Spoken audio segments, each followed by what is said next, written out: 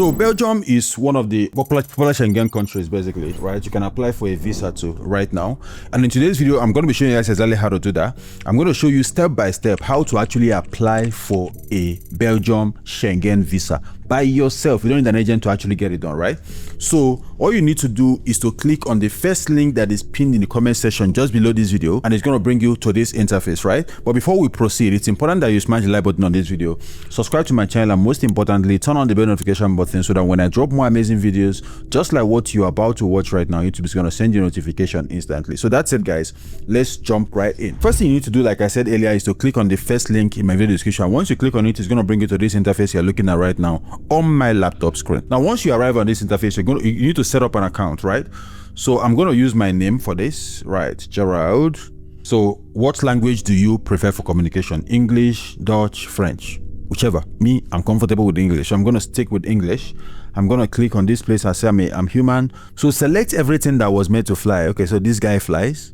These two don't fly. This one flies. This one flies. So I'm going to sit next. This flies. This one flies. And that's all. I'm going to hit verify to confirm that I'm human. I'm going to click register to actually register for an account. Now, the interesting thing is I have to fill your form online. After that, you can book an appointment and attend your appointment with biometrics, you know. Basically, so an email has been sent to me. I had it come on my phone. So I'm going to click on this email. This is it. You're going to click on this link, and it's going to bring me right here. It says that my email has been verified. I can now create a password for my account, right? Put my password twice, right? And click on I'm not a human again. Verify this. So I'm going to hit set password, and my password has been set right now. So what I'm going to do right now is to click on where it says go to login, and I'm going to log into my account by putting my username and password, and I'm going to hit login, and it logs me into the Belgium visa application portal. So we are there now, right? So once you arrive at this place, the first step is complete and print your electronic application form. So you fill it, then you print it out, and you're going to be taking it with you to the visa application center. The next thing is to make an appointment. As a general rule, the visa application needs to be lodged with an appointment, you know, all of those things. So you make an appointment, and you can do that on TLS website. I'm going to show you how to do that in a jiffy, right? So the third thing is lodging in your application. On the date of your appointment, you show up with your documents, everything. And here's the kicker. The day you lodge your application, you will submit your passport or other recognized travel document, the printed, signed, and dated application form, and other supporting documents that is required. You take it physically to TLS, right? Your biometrics, fingerprint, and live photo will be captured, and you will be asked to pay the visa fee, and if applicable, the service fee that will be charged by the external service provider, which is TLS, right? I'm going to show you all of this. Children under the age of 12 for short stay visa, 6 years. Okay. However, the registration of the fingerprint is not required in the following cases. Children under the age of 12 for short stay visas, 6 years for long stay visas. For lodging a short stay visa application, if you have already applied for a Schengen visa less than 59 months ago, and if your fingerprints were registered on that occasion, in this case, they can be copied from the European Visa Information System, basically, right, for this. So the first thing we need to do is to come here and click on create a new electronic visa application. So what kind of visa are you applying for? I'm going to come here and select short stay. You're going on vacation. It's a short stay visa. Long stay visas means visas that you have to actually live in the Schengen area, right? You are going for work, you are going to for study, you are going to join your spouse, you know, stuff like that. That's long stay, right? So I'm gonna click on this, right? Then come back. If you don't click on this thing will not show. So select this. I've read this. I'm human. Then verify this objects. So your own question might be different. So I select the chairs and click on approve. Just below here, click on approve. Right, so this is loading up right now. Let's see where it takes us. So it brings us right here. Visa application number not yet available. Internet number, this is it. Status new. Right, so when you come here, it says language for notification of decision. You can select unimportant. They can use any language they like, right? French, Dutch, and German. These are the 3 languages that are available. So you can select French. Let's say I want to work with French. Now, location for lodging your application, I'm going to select your country where you are going to be filing this application, right? Also choose your location. For those of you in this country, right, it could be here or there. If you select a different country, let's say you select this country, of course it's going to be different. This is it, right? So it depends on the country that you select. They will tell you exactly the centers they have in those countries. So for me now, this is where I'm going to be focusing on. So I'm going to select this basically, right? Nice. So the next thing is to put in your surname right here. This I'm going to put in my surname, your surname at birth, right? Your first name, date of birth, so place of birth, okay? Country of birth, so I was born here. Current nationality, this. Nationality at birth, if different, mine is not different, so I'm going to leave it alone the way it is, right?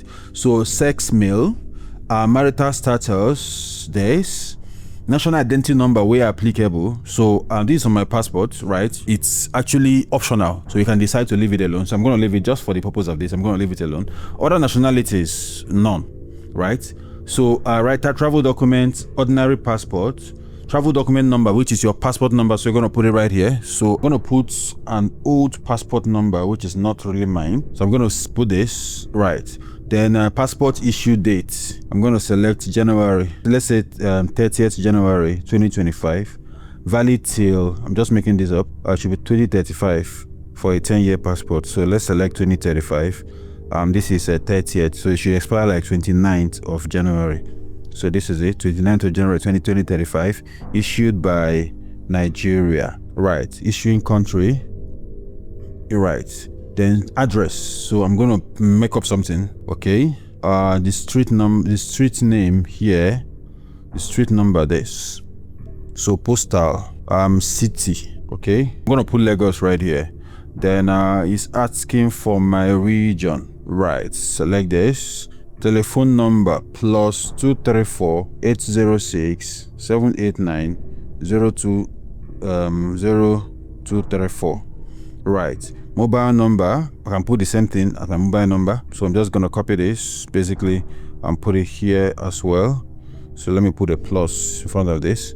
Email address, so this, right? Put the email in to confirm. Okay, occupation. What do you do? Current occupation. So you need to select what it is, what it is that you do for a living, right? I'm gonna select this. Trader / self-employed. Employer, so if you work, this would show employer, name of your employer. So I'm employed by, okay, so this is my company. Streets, okay, 20, postal code 10202. Then I'm just gonna put Lagos, choose country, Nigeria, email. Okay, so this is done. Travel information, where are you traveling to, right? So visa type, what kind of visa are you applying for? A short stay visa. Main purpose of travel, leisure, academic travel, all of those things. You are traveling for leisure, which is vacation, right? Tourist travel, you know, short-term private travel with a leisure context, right? Additional information about your traveling for touristic purposes. Basically, member state of destination, you're going to Belgium, right? Member state of first entry, so you check your flight. There's no direct flight from my country to Belgium, I think, so you have to either fly through France or Schiphol, that's Amsterdam, right? So I think Amsterdam is closer. There's a direct flight to Amsterdam, I think, so I probably have to select France. Let's say you're flying through France, select this, right? Number of entries requested, depending, 1, 2, multiple, so it depends on you. Now, if you're a first-time Schengen traveler, please don't over try, right? Select a single entry, which is 1. So it means that you can enter the Schengen area, and once you leave, your visa is inactive. So multiple entry, you can enter, exit until the validity, doing the validity of your visa. That's basically what it means. So you are a first-time traveler, please stick with this, right? Duration of intended stay. So you select, you are entering the Schengen area in June, right? On the 2nd of June, 2026. And you intend to leave in the same June, let's say 16th of June, 2026, basically, right? So that's 14 days effectively. That means of transport, are you trekking? Are you driving? Are you, so it's airplane, basically. So previous visas and fingerprints, okay, so you don't have any previous visa, so you just not check this.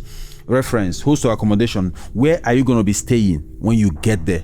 So it's a hotel, so you have to present the details of the hotel. I've actually made a video showing you guys exactly how to book that. Okay, no, I'm planning to make that video where I'll show you guys how to actually book a hotel reservation for the purpose of your visa, because you're going to be needing that address in this application, right? So just let me know if you're interested. I'll make that video for you guys, but I'm just going to make up something. Name Arivista Hotels, streets, I don't know. Let me just find a random hotel in Belgium. So I found this hotel. So this is the address. 9 to 11. So X this, put it this here. Right, postal code 4000 Liège, 4000 city Liège. Choose country, Belgium. Right, telephone number, it should be on their website as well. So this is it. Let's do this. Control C. So I'm gonna put this here. Okay, email address. Their email address should be on their website as well. So I can just copy this, Control C, and paste this in here. So let me remove this info thing here. Then I'm gonna hit so inviting organization, somebody inviting you. Nope, right? Nobody's inviting you, so I'm gonna leave this alone.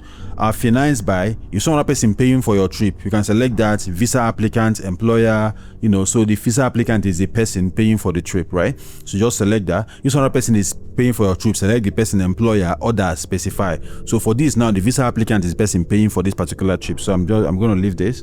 Are you traveling in a group with people? I'm gonna say no, right? This person is traveling alone. So I'm gonna hit save or submit application. So it depends. So I can say save, right? So everything I've done has been saved, or you can actually submit this application.